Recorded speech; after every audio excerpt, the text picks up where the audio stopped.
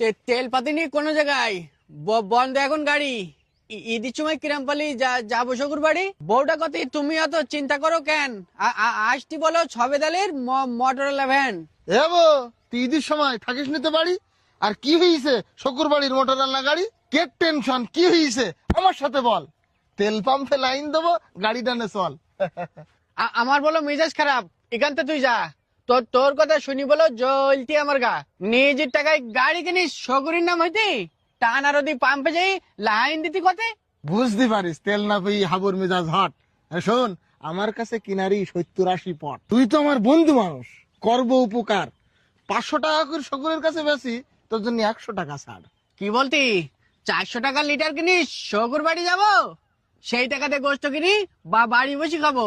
তুই তো ওপর ওপর বিশাল ভালো, তলে তলে চিটার। তেল জমাই বেচতেছিস তুই,